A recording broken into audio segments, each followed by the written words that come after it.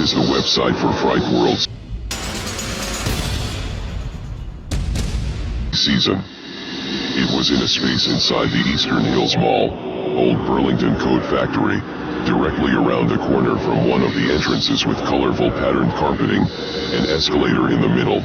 The ticket booth was right up front, surrounded by a screen of walls so you could experience all the smells and sounds before getting a ticket. The facades were closer together and intertwined, so it was like a Wild West town aesthetic but with haunted houses. 2003 was the first year of a 5-element Frightworld and the value was extraordinary. Still $12 full price, $10 with a coupon. That's $2.40 or $2 per house per ticket. I think this is one of the justifications for such low ticket prices. This particular lineup of insanity first on the left, Toxic Terror next to it, and Reaper's Revenge, Mummy's Curse, and Castle of Fear on the other side made for one of the most appealing layouts Frightworld has ever had. Starting clockwise on the left in this fashion, the original Insanity was absolutely fantastic. It wasn't an enraging maze but a star-shaped zigzagging linear path from the center to the wall and back again.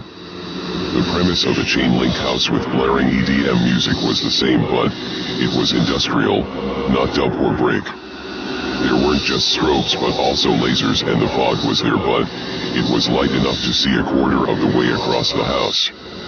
The next house clockwise was Toxic Terror in 3D. Easily one of my 2 or 3 favorite 3D houses ever.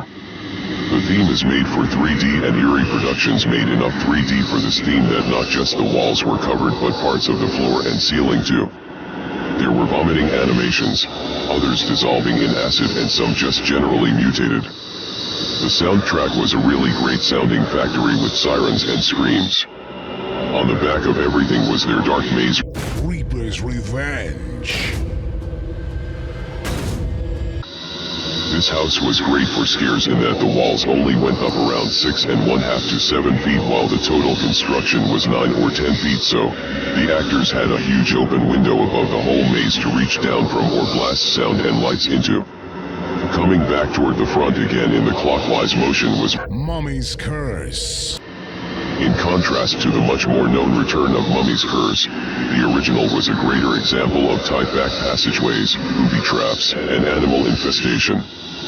This one was more like the underbelly of the pyramid than the grand entryways and tombs. At the front of the store space again, but on the right was Castle of Fear.